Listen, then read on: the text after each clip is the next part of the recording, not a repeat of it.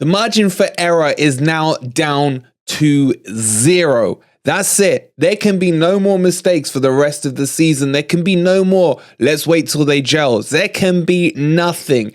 Every single point is must grab where possible now. Let's get into the in-depth analysis for Forest versus Newcastle.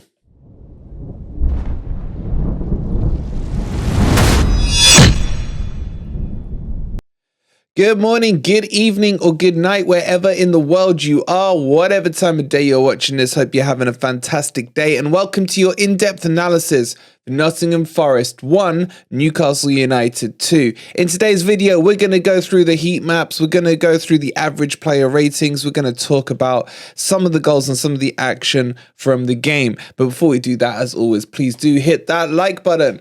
Subscribe to the channel if you're new here to Forest Fan TV. And don't forget, there are only about 20 tickets left for the signed framed Morgan Gibbs White home kit.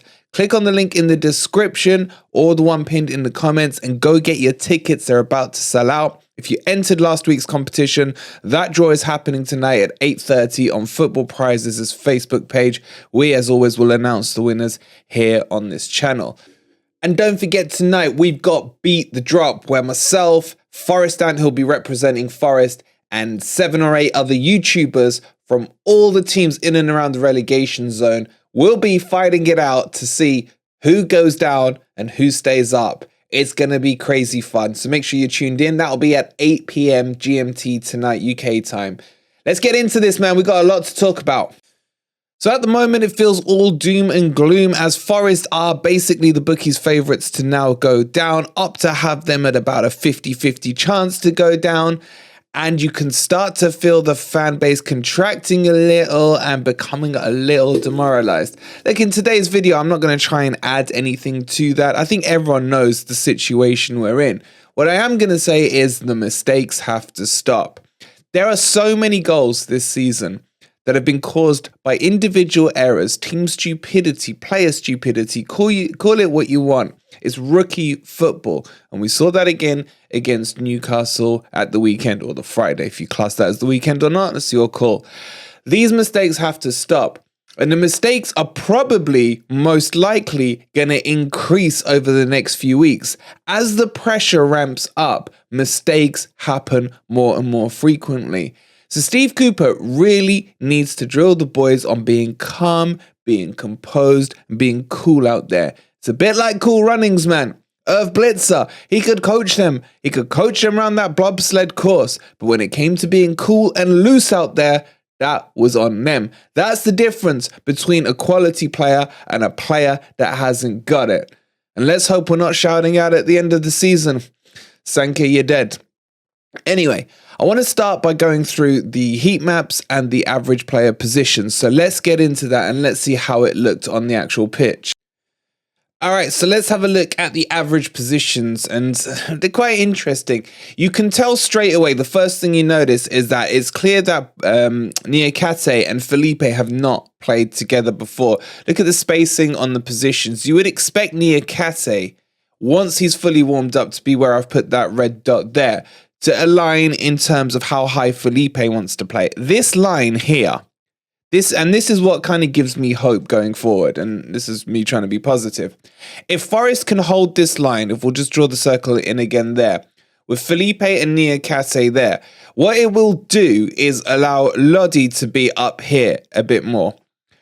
And Aurier, you can see he's in that similar position to where I've put Lodi here, because Felipe is playing higher up. I mean, Aurier is going to do that anyway. So that, for me, would give us the basis to then shove these guys here across the middle, slightly higher up, and then free some space for the attackers. Because at the moment, as things stand, we've still got a lot of players in our box. Now, 1, 2, 3, 4, 5, 6. It's a lot less in our half, sorry, not our box. It's a lot less than we're used to having, and that came from the formation. Now, a couple of other good things to point out is that Dennis here holding this wide left position, which actually gave us options and made us less one-dimensional, because normally it would go to Jono. And you can see here, because Chris Wood wasn't playing, MG Dub was a bit freer in the middle. Now, he didn't play well at all, don't get me wrong. But as I've always shown you, Chris Wood ends up being right here along his shoulder and choking him. IU was in a better position than Wood was. The problem still is here in this midfield, where these two are a bit too close together in terms of their average position. You can see that both, in fact, all three of our CDMs or CMs, whatever you want to call them, in terms of Yates, Shelvey and Freuler, prefer to play on the right-hand side. And that natural instinct of them coming across here onto the right-hand side is still there. The problem is, because we've been playing down the right-hand side for so long, it's hard to just switch it off overnight. Your natural instinct will be to look up, try to give the ball to MG Dub to give it into Jono, or more likely, the punted balls over the top from Shelvey. This is what we were seeing pretty much all game, those kind of balls, which is infuriating. But overall, there are signs of better shape. Once Niakate is up to speed, and we see that leveling there of that line, and this was against Newcastle. Like, you got to give Cooper some kind of credit because he was brave in terms of the setup. Yeah. And what I don't want to see is people saying we can't play in a 2, we're getting flooded, we're getting overdone. Yes, you could argue that, because if you look at Newcastle, in that middle area here, look how many players they brought in. What's interesting is they had St. Maximum ASM here playing through the middle. They also had, Trippier is pushed up really high. You've got all the rest of their players here, Isaac even in the middle forming it. So it doesn't matter. Compare it to, if I draw the same box here against Forest, you can see how outnumbered we were. So the difference between a 2-man and a 3-man doesn't really matter when a team is playing, 1, 2, 3, 4, 5, call it 6.5 there, against a 2 in that area. So that's the battle that's lost. Now, how does that change? It's not about it being a 2 or a 3-manner. What happens is if Niakate pushes forward, these guys get into better positions here, spread it out a little, and then you tend to be more balanced. Doesn't matter if you chuck an extra body in. As I keep saying, a 3-man or a 2-man, we've always been outnumbered in the midfield. Why? Because eventually what ends up happening, and what happened in the second half, was when Freuler came on, you found Shelvey and Freuler dropping down here to create almost a 4 centre-back situation. And that leaves these players the freedom here in the park to do what they want. That was the problem, not that it's 2-man. That's not the problem. And don't forget, Newcastle are a good team. Now, if I then change that into the second half, the thing that frustrated me the most about this game was when Freuler came on. You can see here, Freuler's pulled across to the right-hand side there. And then Scarpa got dropped in to almost play as another centre-back. I don't understand that. It was like, I thought it was an insult to him to bring him on so late. But in general, then there became this huge gap here in the middle of the park. This is what I was talking about in terms of those two dropping in and creating that hole. That hole is a chasm. And that's where Bruno got freed up in the second half for Newcastle to control the game. This is when Yates obviously came off for Freuler. And that, for me, was the big problem. Because you still had Shelvey, obviously because he got subbed off, but he would have been here. His average position still the same. You still had this huge area right here that Bruno completely controlled and put us on the back foot. Now, how should this have been stopped? In my opinion, when Yates came off, it should have been for Danilo. Danilo slapped right there.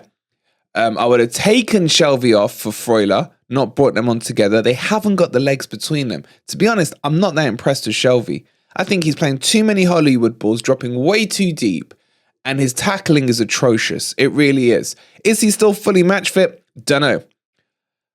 You guys let me know in the comments down below. But this positional play, this gap here is the reason we lost the game. Yes, you could say Niakate made the stupidest mistake. And as I keep mentioning all week, if that was Worrell, I'd have been absolutely slating him. And Niakate does deserve calling out for it. But let him, once he warms up, I promise you, he's a better defender than Worrell, full stop. It's not even comparable. But once he gets himself into the right position, and against the Wolves, who are not able to score that many goals, who struggle to score goals, we should try to be confident enough to play higher up the pitch. This game against Wolves is so huge right now. I think it's season defining. If we were to lose to Wolves, that's it, man. That's it. I know it's not technically that's it, but the morale, the mood, everything, it's not looking good. But flip that round. If we beat Wolves, then suddenly the smiles are back on the face. Everyone's happy. Everyone's cheering. Everyone's happy clapping, you know? And that's how big this game is. So yes, it doesn't mean we're relegated or we're safe, but it does define the mood that we will go into. But I just thought this heat map was really, really interesting. Let me know your thoughts. All right, so let's have a quick look at the heat maps. And you can already see the chasm of a wave coming from Newcastle, and you can see how disjointed the Forest one is. It's obviously very focused and dark in and around, as always, our penalty area and our own box. But it's this gap here. It's this gap here that is frustrating. This is where we are giving up the possession. This was more so in the second half when you had Shelvey and Freuler dropping in. But you can see the huge gaps, and you can see that Newcastle then penetrated it there. And then most of their attacking was coming down this Lodi side. Now, mainly because we were playing Dennis. And Dennis is a risk to play because, yes, I thought he got back quite well. But overall, it's Trippier that really is a class player who can get down the wings and cause the overlap. And it's something we're not doing right now, is that overlapping of fullbacks. And I don't know why Cooper is so against it when it was so fruitful for us last season with the likes of Jed Spence doing it with Jono on the right-hand side. But anyway, that's a whole different thing. You can still see that our element of attack was down this right-hand side. But what's slightly different is we did play a bit down this left-hand side as well. You don't usually tend to get that with Forest. Again, like, are we peppering their box? No. Are we in there? I mean, look at theirs. They're invading from the right, from the left, getting very deep. It's inevitable once that much pressure goes in that a couple of goals are going to go in. We did very well to hold out for as long as we did. But what I want to show you is the shape of the midfield. If we bring up Yates, Shelvey, Gibbs White, and we're going to call it a 5, as in the 2 and the 3 out of the 4-2-3-1. Let's bring up Dennis and Johnson. You can see there that there's still this gap across the middle here, very light touches, and these two dark patches are really from Dennis and from Johnson.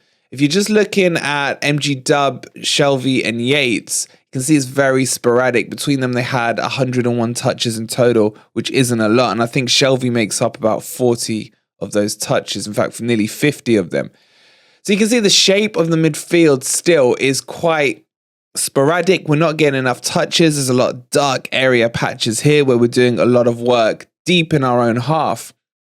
But you can see the one thing I want to point out is there was some attacking elements here across the left-hand side where Dennis did make a difference in terms of making it less one-dimensional, which is quite important going forward against lesser teams. It could prove to be really, really important. I think the other thing I want to point out from all these stats and figures and stuff is the shots themselves. If you have a look at Newcastle's shots, you could argue that they're peppering our goal here. Look how many are within our box, some from really close range, the odd one from distance. You know, they've got 3 or 4 from distance and God knows how many from close range, 15 in total. So you're looking at about 11 in our box. Now, compare that to Forest's one. These two, I believe, were Shelvey's shots. Yeah, that's the Shelvey double attempt there. This one was the Jono one. And then this one would have been the Jono one as well. And then this one was the goal from Dennis. So outside of Dennis's goal and Jono's shot, which wasn't the most powerful, we're not really creating chances, guys. We're not. Now, Newcastle are a good team. They're I think they have the best defensive record in the league. But you're not creating chances to score goals. Now, we need our maps to look more like this against the lesser teams, against Wolves in a couple of weeks' time. We need that shot map to be within their box, creating chance after chance after chance. But is it going to happen is the question. That's how it looks on the shooting front, and that, for me, is a major concern. And just having a quick look at the loss of possession stats, And this is the one that Dennis gets ridiculed for all the time. And he does lose possession. There's no two ways about it. He's an attacking player. You would expect it. He lost it 7 times, some in dangerous areas, but so did a lot of other people. Gibbs White lost 4. Johnson lost it 6 times. No one's really talking about that either. And then obviously the defense, as you would expect, would lose it 1 or 2 times. But really our most attacking players are the ones who are losing the ball the most in terms of Johnson, Gibbs White and Dennis. Yet it's only ever Dennis that's highlighted as the guy who gives it away. Okay, he gave it away the most times there. But still, if you're going to throw that stick at him, and I know those ones who've got a Dennis agenda do, then you're going to have to throw that stick at MG Dub, and you're going to have to throw that stick at Jono as well. So we need some consistency when it comes to that. Okay, I want to talk about Shelvey quickly because a lot of people have asked me to analyze Shelvey's performance. There's been a lot said since Shelvey's come into the team to how little points we've got, to how bad the performances have looked, to in some ways how MG Dub is like completely bypassed with these Hollywood balls, etc. And I do tend to agree. I think Shelvey has not been good so far, as I alluded to earlier in the video. But he does get a lot of the ball for us. The problem is he's not very mobile. And the problem is he definitely needs legs around him. This is his map here. This is where all his touches were. You can see that most of them are in our own half, apart from the 2 shots. That's as high up the pitch as he gets. And then there's a big gap where he kind of gets to here on the opposition's half, and he doesn't really want to go any further. So he is operating in this area.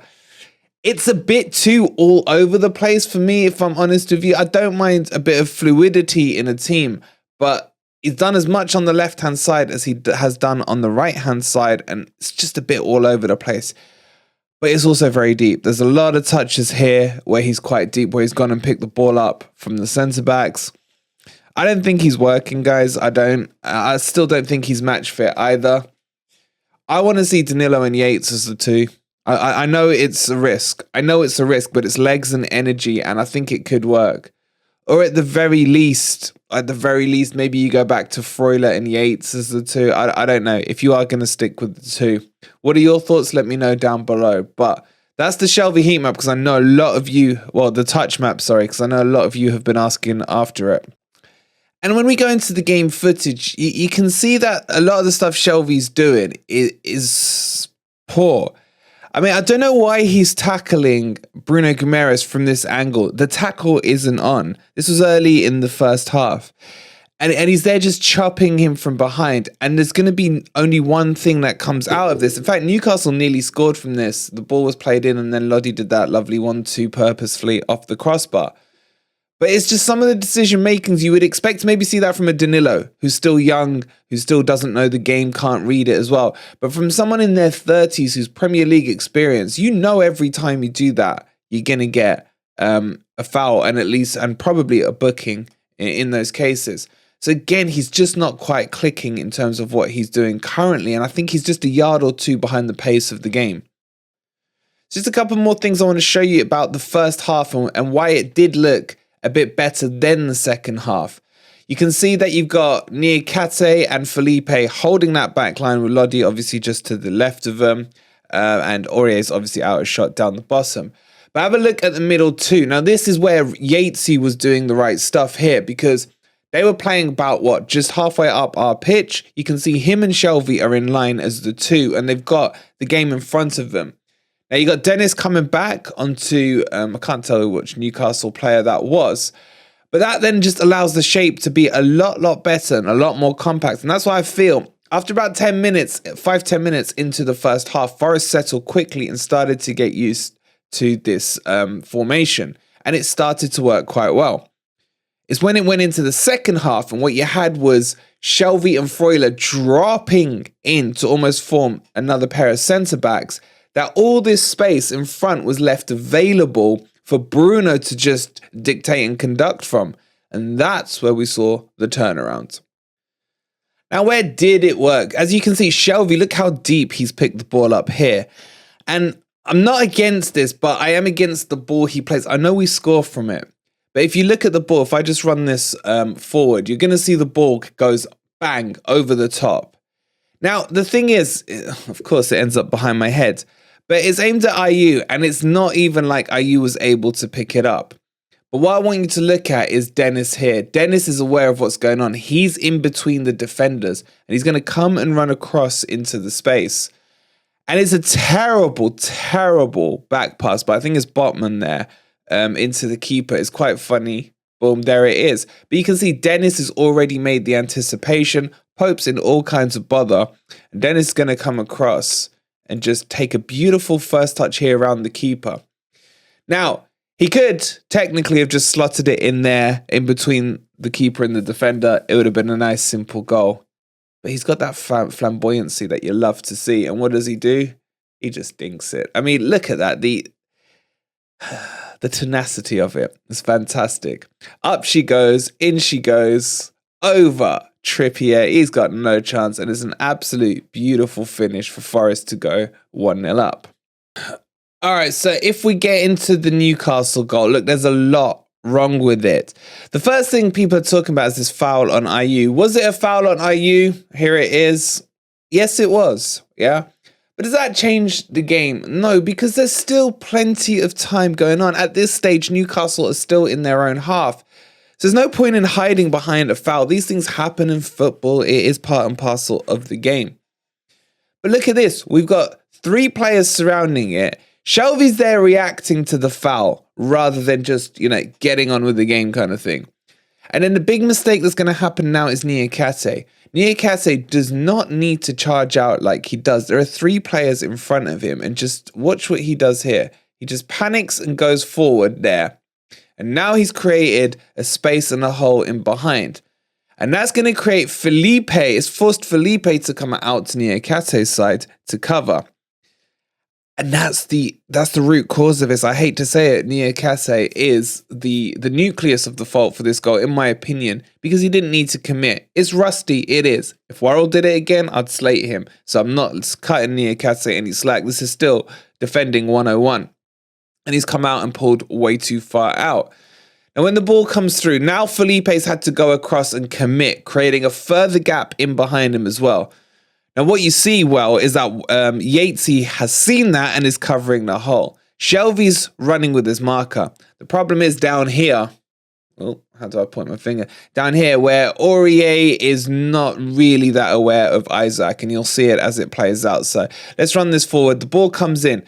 Now here, Aurier is still watching the play. I don't really understand this. I know I've gone on about ball watching a lot with the likes of Worrell, the likes of McKenna, Cook, etc. I don't know why Aurier's been doing it as well. He did it against the Fulham match as well, caused that huge mistake. And this, for me, is a mistake from Aurier. Look, could Yatesy put a challenge in? Yes. But Yatesy shouldn't have been forced into that position because the defenders, because Niakate got pulled out, you can't even see him on screen. He's still off screen. Then Felipe had to come across to cover. Then Yatesy has to come in to cover. It's all like a knock-on domino effect of what has to happen. So when Yatesy goes in for the ball, he should really put a foot in. But this is where Aurier should be aware of where Isaac is. Because when the ball comes to Isaac, he doesn't header it. He's got enough time because Aurier is so far ahead of the play that he doesn't have to header it. He can wait for it to come down onto his foot. And that, for me, is the frustrating part there. It's crazy. It's crazy that he's got that much space in the box. We've seen this time and time again throughout the season. And when it comes to us and our defending, it's so schoolboy. And these mistakes, and that's why I've titled the video as Stop the Mistakes, they have to be stopped. These are the defining moments in a season. They really are. Imagine Forest don't concede there and we go in 1-0 up at half time. And then Cooper does what Cooper does best, go into full low block mode. Maybe we see out a 1-0 up. Maybe we only concede 1 goal. Maybe Newcastle start to feel the pressure. The game can change on things like that. Yes, they dominated us. There's no 2 ways about it. But it's moments in football. It's moments in football that define the game. And this was a moment created by 3 players making mistakes, initially by Niakate. And that is a little worrying. Is he just rusty? I think so. I think he's going to be absolutely huge for us once he gets up and running. But we can't risk these mistakes. We really can't. Yeah, I can show you the third goal. There's no point. There's no point. Everyone knows his arm was stupidly raised and he shouldn't have done it. It was really, really weak defending for him. Can you excuse it a little? Maybe, he'd got to 90 minutes, maybe a lapse in concentration. I still think he was going up with his body in a natural position. But then when the defender flicked it on, he kind of reflexed and lifted his arm because he was still in an upward motion in terms of his jump. But either way, it's a stone cold penalty. It really is. Look what happens now. Well, it's quite simple. The pressure on the Wolves game has doubled, tripled, quadrupled. There's no two ways about it. If Cooper does not get a result, and I think it has to be a win. I think it has to be a win. We are in serious trouble. We have the second hardest fixture list coming up this run-in. And that's worrying. That really is. Look, I'm going to make you guys feel better tonight. I really am, because we've set up Beat the Drop, this new series that we're going to do with our fellow YouTubers from other clubs who are in and around this battle. And we're going to be putting the question to them. And I can guarantee you that all of them are going to feel nervous, twitchy, and uneasy, if not depressed as well. So maybe we'll get a bit of therapy out of doing that. I know I'm being horrible to them, but I love them. I'm sure they are looking for the same back from each other as well. But so make sure you're tuned in. We'll be kicking that off at 8 o'clock tonight. It's going to be absolutely fantastic. And it's going to be fun trying to control a panel of probably 8 or 9 YouTubers. And Forest Ant will be representing Forest. So it's going to get feisty. So make sure you're tuned in for that. But overall, look, hope is not lost here. Hope is not lost. There is still plenty to do. Just remember that all these pundits and all these people who are saying that Forest are down now, couple of things I'm going to point out. One, we're still out of the relegation zone. Does that mean anything right now? No, it doesn't, because the momentum is fully against us. 2 points in 1 win in 10, 2 points in 18. It's all showing signs of relegation form. And there's always, as I say, there's always a team that drops from top down to bottom. Well, not top, but you know what I mean. I thought it was going to be Crystal Palace, but it could be Forest. It could be. We're just going to have to see how it rides out. But remember, Boringmouth beat Liverpool after Liverpool had tongs Manchester United 7-0. So Forest can go and get these weird results. We've done it already against Liverpool, drew with Man City. Yes, we've ridden our luck. But right now, luck is what you need. We're 3 wins away. But don't think that 3 sounds like a small number. It's a huge, huge number when I think we've only won 6 games all season. So let's see how it goes. But strap yourselves in. This is going to be a roller coaster. You thought the run-in to the promotion last season was heart-wrenching and crazy. Well, you ain't seen nothing yet, because this is going to be unreal. Your heart will feel like it's ripping out your chest, game in, game out. And I'm kind of looking forward to it. But man, I don't know if my heart can take it. Anyway, thank you for watching. We'll catch up with you tonight at 8 o'clock for Beat the Drop. I can't wait for it. It's going to be great fun. Please do like the video before you leave. Subscribe to the channel if you are new.